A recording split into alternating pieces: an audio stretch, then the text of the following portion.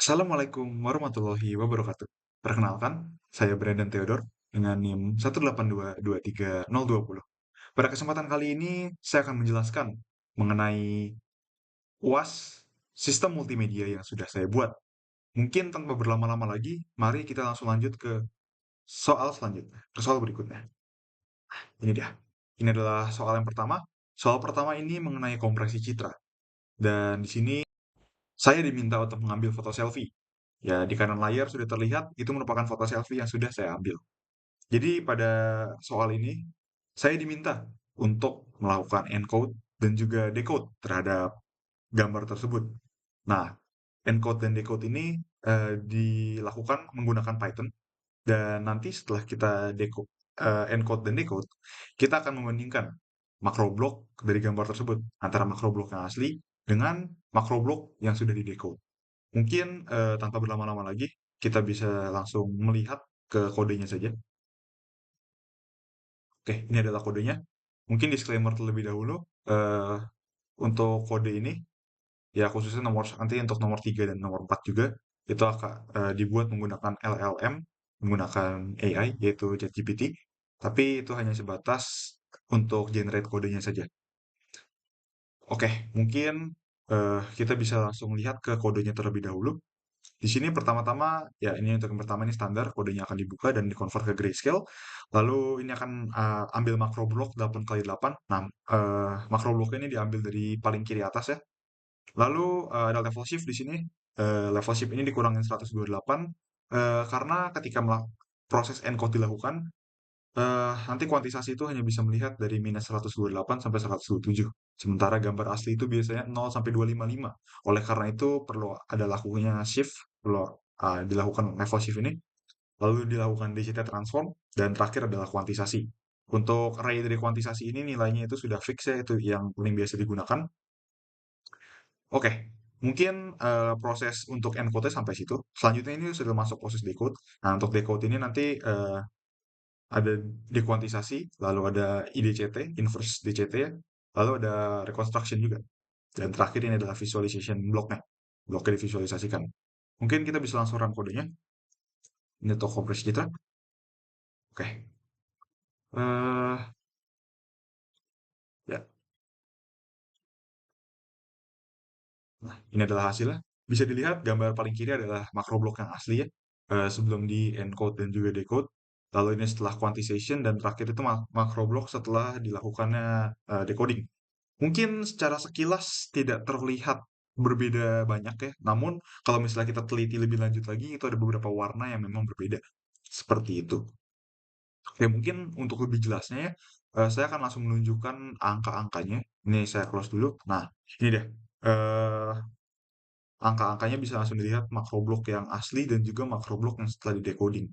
Mungkin terlihat ada angkanya perbedaan sedikit ya, mungkin ya nggak terlalu banyak sih, mungkin di bawah 10 lah, 1 sampai 10 lah kurang lebih perbedaannya. Nah, sebetulnya mengapa sih perbedaan ini bisa terjadi ya?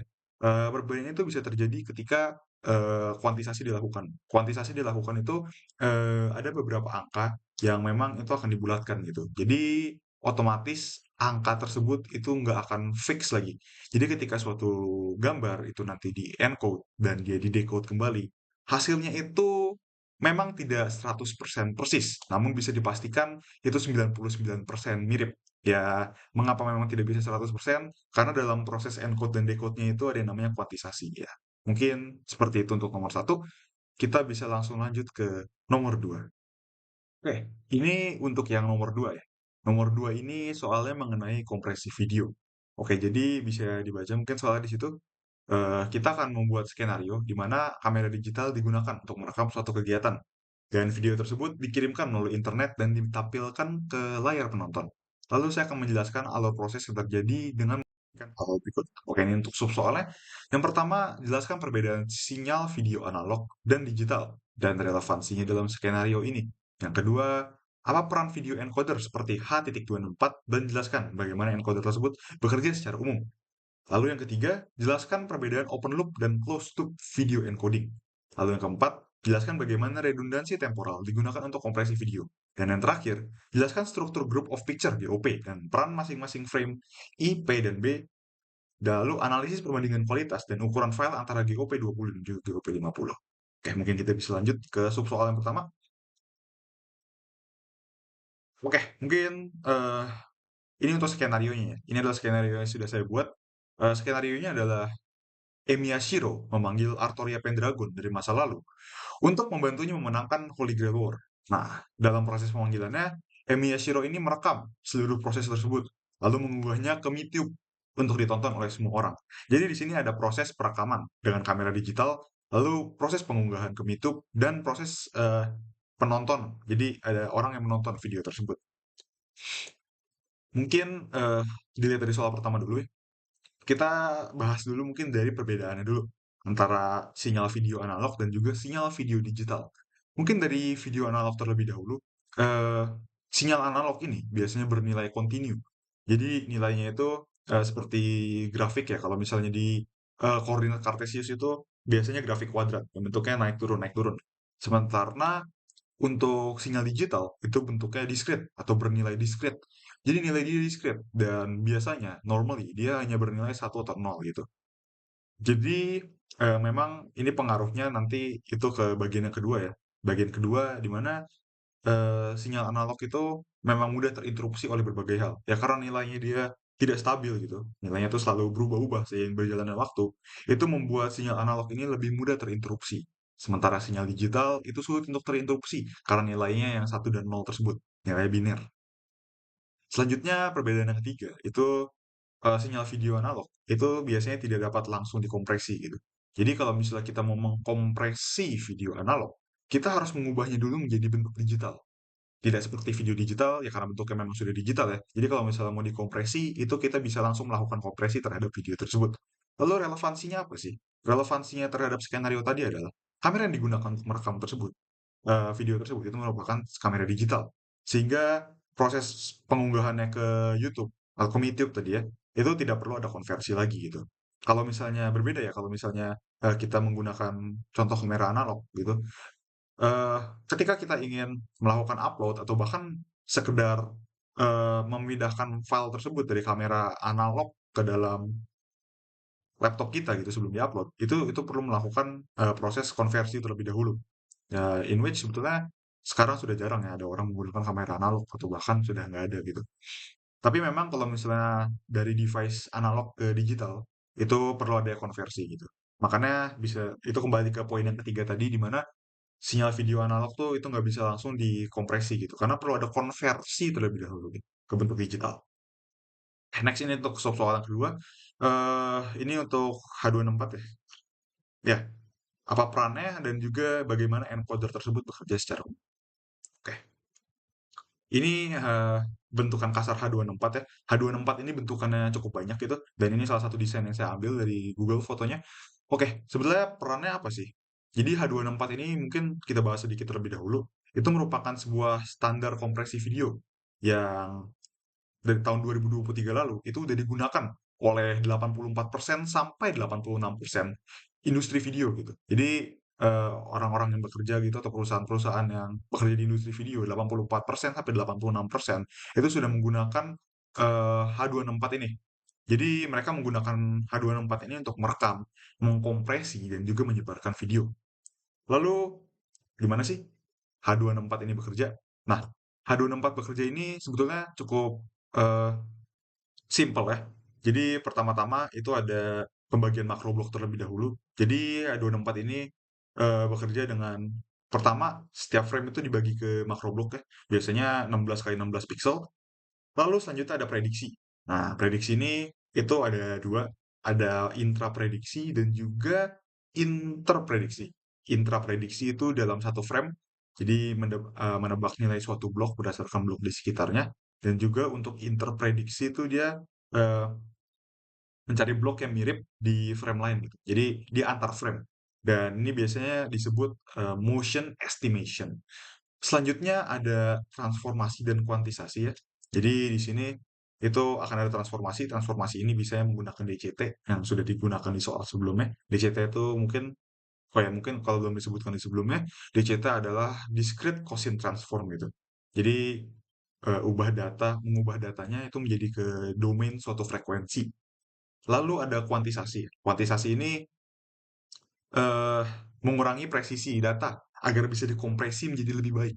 Dan ini tuh biasanya disebut juga sebagai tahap lossy gitu. Terakhir ada entropy encoding. Sorry, entropy coding. Jadi entropy coding ini itu merupakan kompresi lossless gitu. Dan biasanya menggunakan beberapa metode. Mungkin metode yang biasa digunakan itu ada metode namanya CAVLC atau Context Adaptive Variable Length Coding atau CABAC, KABAK, Context Adaptive Binary Arithmetic Coding gitu. Dan keduanya ini mempunyai plus minusnya masing-masing. Mungkin untuk yang KABAK gitu ya, KABAK mungkin itu kalau dari yang sudah saya cari-cari dan baca-baca sebelumnya, itu bisa terbilang lebih efisien. Tapi memang KABAK ini lebih kompleks gitu. Mungkin kita lanjut ke sub soal berikutnya. Sub soal yang ketiga adalah jelaskan perbedaan open loop dan closed loop video encoding. Oke. Nah, ini dia. Mungkin untuk sebelum masuk ke open loop dan closed loop dulu, bisa dilihat sedikit ya ilustrasi yang ada di sebelah kanan mengenai open loop dan juga closed loop gitu. Jadi eh open loop ini itu kalau misalnya dalam konteks video encoding ya, itu dilakukan tanpa melihat video kompresi gitu sebagai referensi. Jadi dia jalan langsung jalan aja tanpa melihat ke belakang. Dan ini potensi apa akibatnya apa sih kalau misalnya kita melakukan open loop ini? Open loop ini itu bisa berpotensi itu menimbulkan ketidaksesuaian. Ya karena di jalan ke depan tanpa melihat ke belakang gitu. Sementara untuk closed loop ini eh, dilakukan dengan melihat feedback gitu atau hasil kompresi terlebih dahulu sebagai referensi. Jadi video yang dihasilkan itu pasti akan lebih bagus dan lebih sesuai dengan yang asli, lebih mirip dengan yang asli. Jauh lebih mirip gitu. Itu untuk menjamin kesesuaian saja gitu. Sementara open loop ini ya mungkin hasilnya memang akurat. Bisa kalau open loop memang dibilang hasilnya bisa akurat, tapi kita tidak bisa menjamin bahwa hasilnya itu sesuai dengan apa yang kita inginkan. Seperti itu. Oke, mungkin open loop dan closed loop itu tidak terlalu banyak ya penjelasannya, seperti itu saja. Mungkin sekarang kita lanjut ke subsoal yang keempat. Subsoal yang keempat ini jelaskan bagaimana redundansi temporal digunakan untuk kompresi video. Oke, baik. Kita akan masuk ke redundansi temporal. Oke, temporal redundansi itu apa sih? Oke, mungkin temporal redundansi itu penjelasan sedikit ya, itu kemiripan antar frame gitu yang berdekatan, seperti background pada suatu scene. Jadi ketika misalnya ada suatu video gitu. Dan video itu tuh berfokus pada satu orang. Background itu misalnya untuk 5 detik backgroundnya sama semua, orangnya saja yang bergerak. Nah, itu disebut temporal redundancy. Mungkin contohnya bisa lihat video yang di sini. Saya akan mulai. 超える宝具を持つお前は英霊の中でも頂点に位置するものだろう。だが Nah, bisa dilihat dari video itu ya. Dari video itu terlihat memang bahwa yang bergerak itu hanya karakternya saja. Untuk background itu hanya awan-awan gitu. Ya walaupun memang awannya sedikit bergerak, tapi ya mostly gitu. Awan itu gambarnya sama, gitu. Frame-nya tidak terlalu banyak berubah. Sementara karakternya itu berubah-berubah gitu. Nah, ini disebut temporal redundancy seperti itu. Dan gimana sih digunakan dalam video gitu, dalam video compression. Nah, dalam video compression ini digunakan karena kemiripan antar frame gitu. Kompresi videonya itu biasanya dilakukan dengan menghilangkan temporal redundancy. Jadi kita hanya pakai frame yang awal. Jadi frame-frame selanjutnya itu kita tetap menggunakan frame yang awal karena memang mirip-mirip. Nah, jadi yang disimpan itu biasanya hanya perubahannya aja. Jadi kita hanya melakukan perubahan terhadap frame yang awal. Kita nggak selalu menampilkan frame baru untuk background. Nah, ini itu bisa banget gitu untuk mengurangi ukuran file. Nah, kurang lebih begitu sih untuk temporal redundancy ya. Eh, Mungkin kita lanjut ke subsoal selanjutnya, subsoal yang kelima. Nah, sekarang kita masuk ke penjelasan mengenai GOP ya. Dan juga analisis kualitas GOP antara GOP 20 sama 50. Oke, kita lihat. Sorry. Nah, ini dia. GOP structure sendiri ini ada tiga ya. Itu ada I, P, dan B gitu. Oke, jadi IP dan B ini apa sih? Untuk yang I sendiri, itu artinya intra-coded frame, yaitu suatu frame mandiri yang tidak tergantung pada frame yang lain ya. Jadi dia memang frame yang tersendiri, nanti ini pengaruhnya itu untuk perhitungan GOP. Nah, nanti selanjutnya mungkin ya, habis selesai dijelasin kita bakal ngebahas mengenai perhitungan GOP seperti apa. Lalu ada P-frame. P-frame adalah predicted frame. Predicted frame ini suatu frame yang mengacu ke frame sebelumnya gitu. I atau P, dan hanya menyimpan perbedaan dari frame sebelumnya. Dan memang P-frame ini biasanya lebih kecil ukurannya. Dan P-frame ini biasanya dibutuhkan untuk motion estimation, untuk prediksi ya, seperti yang sebelumnya sudah dibahas mengenai motion estimation ini untuk prediksi. Nah, P-frame ini dibutuhkan untuk hal tersebut. Selanjutnya adalah B-frame. B-frame ini bidirectional predicted frame. Jadi B-frame ini mengacu kepada frame sebelumnya dan juga sesudahnya. Ya, ini merupakan suatu frame yang paling efisien ya untuk kompresi, tapi memang butuh delay gitu. Nah, mungkin sekarang kita bakal bahas ke bagaimana cara menghitung GOP ya. Nah, di sini GOP itu dihitung tuh berdasarkan banyak P dan B antar I gitu. Oke, mungkin bisa dilihat dari gambar yang ini. Bagian bawah ini ada IPB ya. Di sini ada I lalu ke I. Nah, GOP itu dihitung dari sini. Ya berarti ada 1, 2, 3, 4, 5, 6, 7, 8, 9, 10, 11, 12, 13, 14, 15. Nah, di sini ada 15 gitu. Dari I sampai B terakhir sebelum I, itu ada 15. Berarti ini adalah GOP 15. Ya, kurang lebih seperti itu cara menghitung GOP. Mungkin sekarang kita akan bahas mengenai perbedaan kualitas dan juga ukuran dari GOP yang bernilai rendah dan bernilai tinggi. Oke, di sini untuk bernilai rendah kita ambil contoh dia 20 dan juga yang tinggi di sini 50. Oke, jadi apa perbedaannya sih GOP yang rendah sama GOP yang tinggi gitu? Untuk GOP yang rendah, itu memang biasanya menghasilkan kualitas video yang lebih baik. Tapi, ada tapinya. Tapi GOP rendah ini biasanya ukuran videonya akan lebih besar. Kebalik dengan GOP yang tinggi. GOP yang tinggi ini secara kualitas itu pasti akan lebih jelek daripada GOP yang rendah. Namun GOP yang tinggi ini itu biasanya ukuran videonya akan jauh lebih kecil. Jadi memang penggunaan GOP ini harus disesuaikan kembali gitu dengan kebutuhan kita masing-masing. Sebagai kita yang ingin mengkompresi suatu video, kita harus melihat kebutuhan kita. Kalau misalnya memang kebutuhan kita adalah file yang kecil, maka GOP 50 itu pasti lebih bagus untuk dipilih. Tapi kalau misalnya kebutuhan kita adalah hasil yang bagus, itu pasti GOP 20 lebih baik untuk dipilih. Ya, kurang lebih seperti itu sih untuk GOP ya. Mungkin selanjutnya kita akan masuk ke soal yang ketiga.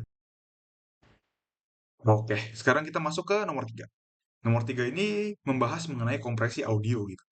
Dan di nomor 3 ini kita diminta untuk melakukan sebuah eksperimen sederhana, di mana kita akan menganalisis perubahan karakteristik sinyal audio sebelum dan sesudah dia dikompresi. Di sini kita pertama harus mencari file WAV terlebih dahulu ya, formatnya .wav dengan durasi 10 sampai 13 detik. File yang saya pilih adalah sampel file WAV dengan di 11 detik. Nah, ini beneran sampel dari WAV-nya gitu.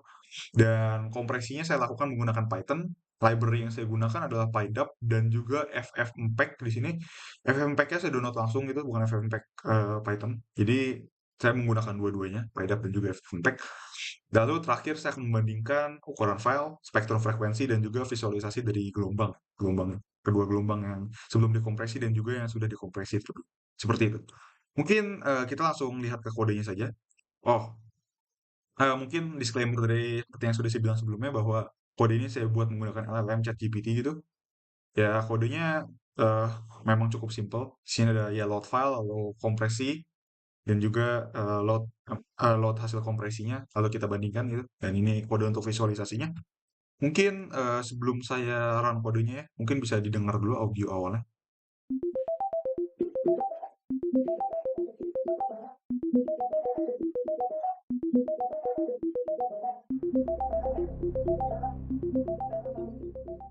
Yaitu adalah audio aslinya ya. Mungkin untuk audio yang dikompresnya kita run nanti dulu ya. Kita run dulu mulai dari kodenya. Kita run kodenya terlebih dahulu. Oke.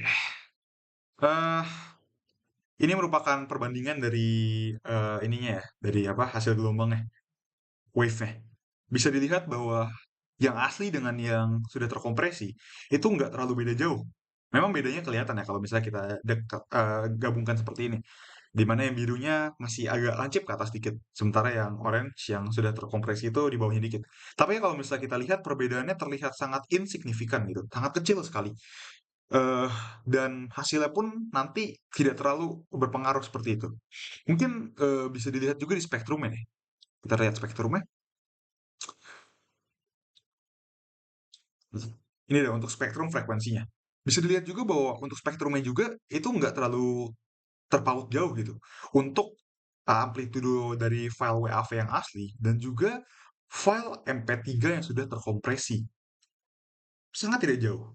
Dilihat dari tadi, gelombangnya dan juga spektrumnya terlihat sangat kecil. Namun, hal yang mengejutkan dari ini, kita bisa lihat dari perbandingan ukuran filenya. Nah, bisa dilihat bahwa perbandingan ukuran filenya itu sangat jauh sekali. Di mana file WAV yang asli itu berukuran kurang lebih 2 megabyte ya. Bisa dilihat di situ, itu 2055 kilobyte, 2 megabyte ya. Dan ukuran file MP3-nya itu hanya 187 kilobyte, 0,1 megabyte. Ya, rasio kompresi kurang lebih 9%. Jadi, ukuran file yang sudah dikompresinya itu hanya 9% dari ukuran aslinya gitu. Mungkin orang-orang curiga gitu. Ketika dikompresi, pasti hasilnya jelek. Tapi sekarang coba kita dengar hasil yang sudah dikompresi. Ini dia.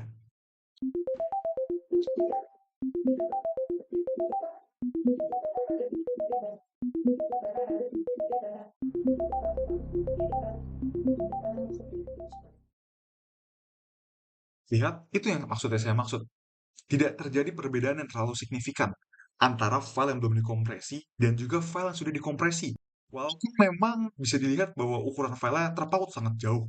Ukuran file yang asli 2 megabyte dan yang baru yang terkompresi itu hanya kurang lebih 0,1 megabyte atau 100 kilobyte gitu. Bedanya hampir 90%. Lantas, mengapa sih sebetulnya perbedaan ini bisa terjadi gitu? Mengapa perbedaannya bisa sangat jauh sekali walaupun mengapa perbedaannya bisa hampir tidak ada walaupun ukuran file itu sangat jauh sekali? Ya, ini bukan menjadi permasalahan apa-apa ya. Jadi ketika suatu file dikompresi khususnya audio, itu banyak sekali suara-suara yang tanda kutip tidak bisa didengar manusia, tapi itu dihilangkan gitu. Dan dengan menghilangkan suara-suara tersebut, itu sangat mengkompresi file jauh. Ya, memang terdengar memang tidak beda ya file sebelum dikompresi dan juga tidak file sebelum dikompresi dan juga sudah dikompresi. Ya perbedaan itu memang hampir tidak berasa karena memang suara-suara yang dihilangkan gitu, itu hanya suara-suara yang hampir tidak bisa didengar manusia. Jadi kalau misalnya kita hanya mendengar suara tersebut secara sekilas, atau bahkan kalau misalnya kita dengar secara teliti pun, itu hampir tidak ada perbedaannya. Atau bahkan kalau misalnya telinga kita tidak terlalu bagus, itu bahkan tidak ada perbedaannya gitu. Bahkan saya cukup yakin bahwa orang yang memiliki pendengaran bagus pun hampir tidak bisa menemukan perbedaan antara file yang tadi belum dikompresi dan juga file yang sudah dikompresi seperti itu. Inilah manfaat dari kompresi audio ya, di mana filenya walaupun audionya itu walaupun tidak berbeda gitu suaranya, suaranya sangat mirip sekali, tapi ukurannya itu sangat jauh berbeda. Bisa sampai kompresi 90% tadi. Oke, mungkin untuk yang nomor 3 kurang lebih seperti itu ya. Memang untuk yang audio kompresi ini cukup singkat gitu karena kompresi audio ini memang cukup mudah gitu. Mungkin sekarang kita akan lanjut ke eee, soal berikutnya mengenai watermarking yang memang lumayan ribet ya. Oke, next. Oke, sekarang kita akan masuk ke watermarking ya. Soal yang terakhir, nomor 4. Jadi di soal ini kita akan mensimulasikan, demonstrasi, dan juga menjelaskan menggunakan Python ya, mengenai proses watermarking ini. Dan di sini kita menggunakan sebuah suara gitu, dengan sinusoid 440 Hz dan sample rate 48.000 sampel per detik. Dan di sini kita watermarkingnya menggunakan spread spectrum. Oke, mungkin oh, tambahan sedikit, mungkin untuk sheet-nya ini pakai bulan dan tanggal lahir saya, lalu bobotnya ini saya menggunakan 0,05 dan juga 0,25 gitu. Nanti saya akan menampilkan grafiknya, eh, lalu saya akan mainkan suaranya dan saya juga akan jelaskan mengenai perbedaan suaranya. Mungkin kita bisa langsung run ke kodenya. Oke, ini sama seperti nomor sebelumnya ya. Sudah saya bilang juga di awal bahwa saya mengenerate kodenya menggunakan LLM gitu. Di sini sheet-nya saya menggunakan 12.01 sesuai dengan tanggal lahir saya yaitu 1 Desember ya, bulan 12 tanggal 1. Jadi selanjutnya ya di sini masih ada bekas prompt dari LLM yang belum saya hapus. Untuk nilai alfanya, jadi di sini untuk bobotnya itu saya menggunakan 0,05 dan juga 0,25 seperti itu. Oke, mungkin penjelasan kodenya di situ saja. Kita bisa langsung run ke kodenya ya. Oke, ini itu untuk grafiknya. Ini adalah yang paling atas itu merupakan grafik originalnya 440 Hz gitu. Lalu dua bawah itu yang sudah di watermark, yang pertama dengan alfa 0,05 dan yang kedua dengan alfa 0,25. Bisa sudah mulai terlihat ya dari 0,05 aja ya walaupun bentuknya kurang lebih masih sama, tapi itu ada jitter-jitternya sedikit gitu. Sementara untuk yang 0,25 itu sudah kelihatan jelas ya jitternya itu sangat banyak gitu. Jadi ya mungkin tambahan sedikit ya untuk materi ini. Memang watermarking dalam audio ini berfungsi untuk menandakan bahwa audio tersebut tuh misalnya punya kita gitu. Jadi ketika kita memberikan tersebut watermarking ini gitu, belum tentu semua orang sadar. Ya memang nanti untuk contoh yang saya buat ini itu mungkin orang-orang akan sadar gitu akan watermarkingnya karena nilai alfanya saya bilang cukup besar itu. Yang 0,05 mungkin masih sedikit lah, tapi 0,25 itu cukup besar gitu. Nanti bisa terlihat perbedaannya. Namun kalau misalnya alfanya kita masukkan kecil, misalnya 0,01 gitu, atau bahkan 0,00 gitu, 0,00 sekian, itu tidak akan terlalu terdengar watermarking yang diberikan. Namun ketika kita menggunakan eh, audio detector itu akan bisa terlihat gitu, ada jitter-jitternya, eee, ada apanya, ada getaran-getaran kecil gitu, bisa dilihat di sini ya.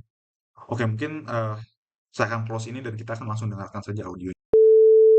Ini suara ini ya 0,05 dan ya itu yang terakhir, yang 0,25 gitu. Bisa terlihat ya, bisa terdengar juga maksudnya, bahwa, saat 0,05 dan juga 0,25 itu suaranya istilahnya terdengar kresek-kresek gitu. Kalau TV analog dulu itu, kayak hitam putih itu ada kresek-kresek ya, suaranya akan terdengar seperti itu. Ya itu adalah efek, watermarking dari spread spectrum. Itu menambahkan, jitter gitu, menambahkan yang alfa. Ya memang di sini saya masukkan 0,05 dan 0,25 itu biar bisa, lumayan terdengar jelas. Waktu di 0,05 tadi bisa terdengar bahwa suaranya memang terdengar, tapi memang masih kecil gitu. Apalagi kalau misalnya kita turunkan, itu akan lebih kecil lagi dan bahkan bisa sampai, nggak terdengar kecuali dideteksi dengan, audio detector. Tapi ketika 0,25 itu mungkin, sudah bisa terdengar dengan jelas ya, bahwa ada watermarking di situ gitu. Bahwa kita sudah melakukan masukkan watermarking ke audio yang kita miliki, seperti itu. Ya mungkin seperti itu saja ya untuk soal yang, nomor 4 ini. Eee, kita kembali lagi ke sini. Mungkin sekian yang dapat saya sampaikan untuk UAS kali ini. Terima kasih.